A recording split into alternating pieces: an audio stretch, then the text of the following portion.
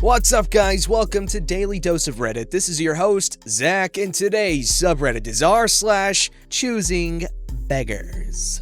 Alright, this story's called The Karenest Karen I've Ever Been Karened By. So, I work at a restaurant bar as a host, my first job for about 2 years. And during that time, I saw my fair share of beggars and Karens. But one instance particularly stands out in my memory. Typical night shift, busy around dinner time and gradually slows down. Around the time that it's starting to get late and the restaurant is slowly becoming quieter. Now, being a host, I never dealt with any of the dine-in customers, only takeouts and phone orders. So this woman comes in the front door with her probably 8 to 9-year-old daughter, and the second she does, I immediately thought, oh God, here we go. As she had the full stereotypical Karen look. The haircut, soccer mom capri pants, expensive sunglasses, the whole shebang.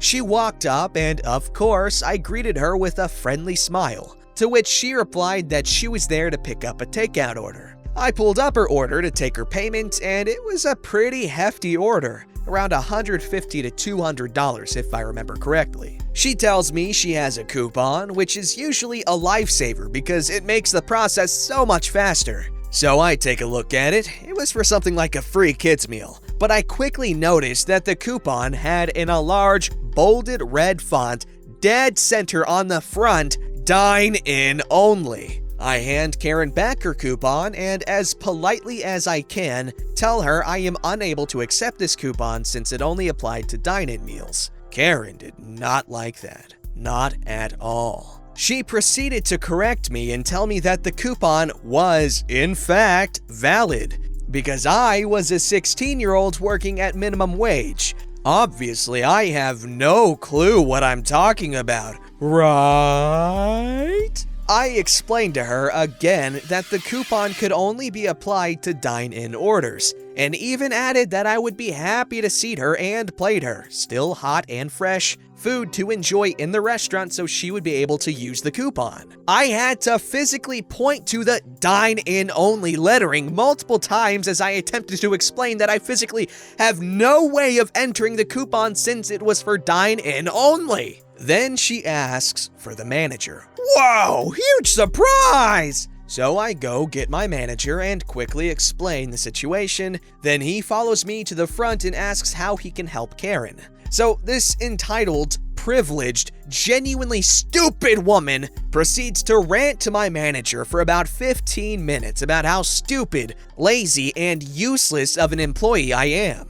This whole time she is going off, screaming about how she's used those coupons for takeout in the past and how I should be fired for being such a terrible employee. They shouldn't be hiring young brats like me. The customer is all right, blah blah, mother-loving blah. She also mentions multiple times how she has come to the restaurant for years. Therefore, they should make an exception for her. At the end of her rant, my manager, a tall, white, middle-aged man who's usually very trusted by Karens, asks to see the coupon she brought in. He did not hesitate at all to point out the dine-in only print written on the coupon, and proceeds to explain to her the exact same thing I had previously explained to her 16 times. At this point, Karen is so enraged, I can clearly remember seeing smoke shoot out of her nostrils while the vein in her forehead was about to erupt. Finally, and begrudgingly, accepting that the coupon could not be used,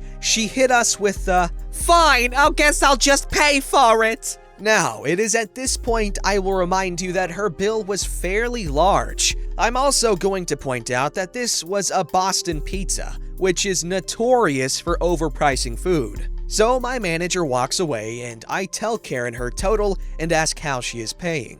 She looked at me with the most evil stare I've ever seen in my life as she began screaming about how expensive it was. She insisted I had the wrong order because there is no way it could be that much, which led to me reading out her entire order and listing the price for each dish, while Karen sat there trying to do the math in her stupid little brain. After another 5 minutes or so of haggling with her about the price and getting screamed at the whole time, Karen finally decided she had had enough and screams, "You know what? I don't even want the food anymore! You just lost a customer!" before stomping out. Never have I felt the amount of satisfaction as I did when I waved goodbye to her with the biggest freaking smile on my face. Bonus! I also spent 10 minutes on the phone once with a man who did not understand the concept of, if you are outside the delivery zone, we cannot deliver to you. One of my rare male Karen encounters. When I was at the hotel, and the price was a little higher, I always felt bad when people had reservations and they had to pay at the thing. I'm like, oh God, please don't make a big deal. Please don't make a big deal. Even though if there was a problem with the price, it wouldn't even be my fault. It would be, it'd be theirs because they're the ones who wanted the freaking, thing. But wow, that Karen was something, huh? Alrighty, this story is called, They Never Just Stay One Night. When I was 19, I rented a single-bedroom house by myself. I was working 50 to 60 hours as a shift lead for a Tex-Mex place to afford it. It was my place, and I was so happy to have it. Going from a house with 5 siblings where I never had my own room to a house all by myself was amazing. Of course, with all good things come the load of people who want in on it too. Today's tale is about Megan. Fake name. Megan was my 20-year-old coworker who was kicked out of her parents' house. She showed up at work crying on a day I wasn't there. The shift lead on duty called me and asked if I could take her for the night while she figured things out. So I go get her, take her back to her parents' house to get a few things, which ended up filling up my car, then brought her home. A few things about Megan. She is both physically and mentally unstable. She's spent a few days in mental institutes and has been hospitalized several times due to what was later diagnosed as lupus. But that diagnosis wasn't until almost a year after she lived with me. So a day or two after she moved in, she gets a call from the person she gave her cat to the year prior. The cat was sick, and the person said Megan needed to either get the cat or they would have to put it down. So we got the cat. It was obviously neglected and covered in fleas. Megan said she would never trust anyone with a cat again. I told her when we brought her home, she would have to live in the garage. I had a cat with FIV, so her immune system is really weak and I didn't want to risk her getting sick. Well, while I was at work, Megan let the cat in and sent me pictures stated, "See, they get along fine." I talked about taking my cat to the vet to make sure she was handling it okay, and every time I brought it up, Megan would say, "Perfect, and you can take my cat too." No, I'm not paying to have your cat looked at. Her cat was a nightmare and peed on everything. After a few weeks, when it was obvious Megan hadn't found her own place, I told her we needed some kind of formal agreement. So we wrote up a month-to-month lease for her. I should have kicked her out, but I'm a pushover. And between her mental and physical health, I felt trapped. She panicked at almost any form of confrontation. I was worried I would kick her out and she would kill herself, which she almost did. I came home one day and all her pills were lined up on the table and she was missing. She was close to doing it, but called the hotline and checked herself into the hospital instead. When she wasn't in the hospital, we had fallen into a routine. She worked mornings, I worked nights. She didn't have a car, so I would get up at 7:30 a.m., wake her up, go defrost the car, come back in to wake her up again, not so nicely the second time, take her to work, go home, go back to sleep, wake up for my 2 p.m. shift, work until midnight, come home, stay up until 2 to 3 a.m. for a moment to myself, wash, rinse, repeat. I was exhausted and felt like I had no life. Taking care of Megan was my life. She, on the other hand, would go out while I was at work, bring God knows how many guys back, hit on guys I brought home. The one time I had a guy spend the night, she tried to crap talk me to him, saying, "You can spend the night because OP will make sure you wake up in the morning. just a heads up, she can be a B-word about it. Like, excuse me? You are a grown-ass woman living on my couch who can't get herself up for work. I'm sorry I'm not gonna hold your hand and help ease you up every morning. After 4 months, the final straw was when I caught her cat peeing on a corset that belonged to my sister who had just passed away. I had already warned her that if she didn't do something about her cat peeing on all my things, it would have to go. So I sent her a text saying, "I'm sorry, but your cat can't stay here. I told you, you have to do something about her accidents and you haven't. She just ruined something that belonged to my sister. I also need to remind you that you being here was supposed to be temporary." That's all I said. I never told her she had to leave that second, but she called her mom and they came and gathered all her stuff and she left that night. She quit work the next day and told everyone I threw her out on the street. No one believed her. When I met my now husband and got pregnant, she tried to message me like nothing happened and be my friend.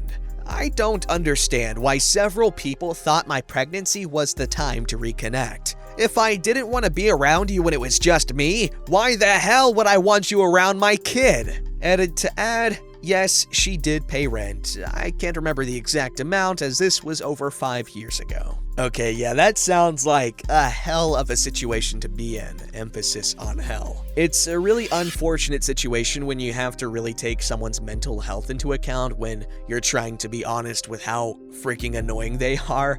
So yeah, I can definitely sympathize with OP here. But, at least it worked out in the end.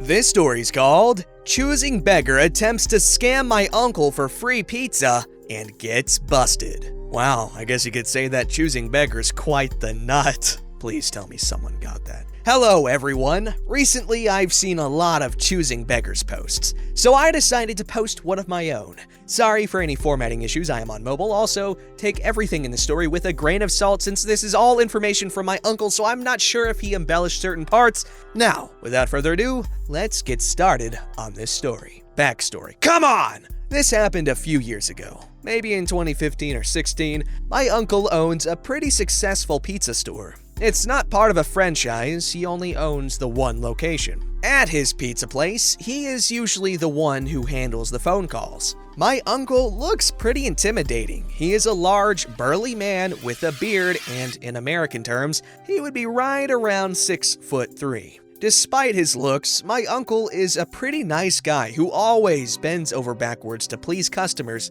come on, and always tries to make everyone's day pleasant. This has, on more than one occasion, meant that certain rude customers would try to take advantage of him. There is one thing in particular these customers like to use: the return policy. My uncle has a return policy that states if someone is unsatisfied with their order, they can return it intact with their receipt within a 24-hour time limit and either get a refund or 2 new pizzas of their choice. This is the story of one of those customers. On a particularly slow day, my uncle gets a call from a man. He will be called Choosing Beggar.